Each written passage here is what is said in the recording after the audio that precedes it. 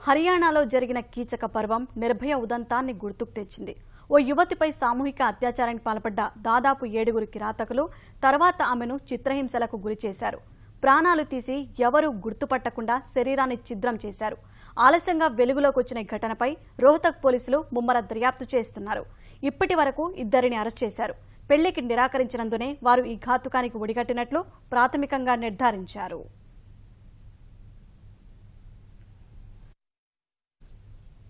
పెళ్లికి నిరాకరించిన యువతి పట్ల ఓ వ్యక్తి అత్యంత కిరాతకంగా వ్యవహరించి ఆమె మరణానికి కారణమయ్యాడు. హర్యానా రోహ్తక్ జిల్లా సోనిపట్కు చెందిన 23 ఏళ్ల యువతి ప్రైవేటు సంస్థలో ఉద్యోగం చేస్తోంది. పక్క ఇంట్లో నివాసముండే వ్యక్తి తనను పెళ్లి చేసుకోవాలని ఎప్పటి నుంచో వేధిస్తున్నాడు. అందుకు ఆ యువతి నిరాకరించగా అతడు తీవ్ర ఆగ్రహావేశాలకు లోనై ఆమెపై పగ పెంచుకున్నాడు. కక్ష తీర్చుకునేందుకు స్నేహితులతో కలిసి పథకం రచించాడు. ఈ నెల 9న విధులు నిర్వర్తించేందుకు వెళ్తున్న యువతిని మిత్రులతో కలిసి అపహరించాడు.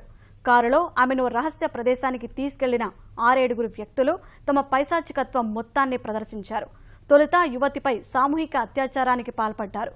2012లో ఢిల్లీలో కదిలే బస్సులో నిర్భయను వేధించిన తరహాలో పదునైన వస్తువుతో రోహ్తక్ యువతిని చిత్రహింసలకు గురిచేశారు. తర్వాత రాయితో కొట్టారు. ఆమెను ఎవరు గుర్తుపట్టకుండా బండరాయితో ముఖాన్ని ఛిద్రం చేశారు.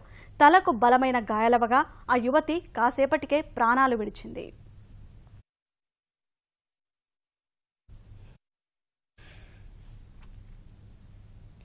విధి నిర్వహణ కోసం వెళ్లిన తమ కుమార్తె తిరిగి రాలేదంటూ యువతి తల్లిదండ్రులు సోనిపట్ పోలీసులకు ఫిర్యాదు చేశారు.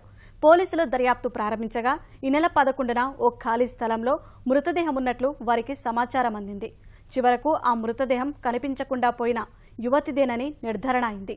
ఈ వార్త విన్న ఆమె తల్లిదండ్రులు తీవ్ర దిగ్భ్రాంతికి లోనయ్యారు. పెళ్లి చేసుకోవాలని వేధిస్తున్న పక్కింటి వ్యక్తే ఇదంతా చేశాడని పోలీసులకు చెప్పారు. ఆ కోణంలో దర్యాప్తు చేసిన పోలీసులు సుమిత్, వికాస్ అనే 2 అరెస్ట్ చేశారు. మిగిలిన నిందితుల కోసం గాలిస్తున్నారు. నిర్భయ కేసు దోషులకు ఉరిశిక్ష సరంటూ సుప్రీంకోర్టు తీర్పునిచ్చిన కొద్ది రోజులకే రోహ్తక్లో అదే తరహా ఘటన జరగడం అందరినీ తీవ్ర ఆవేదనకు గురిచేసింది.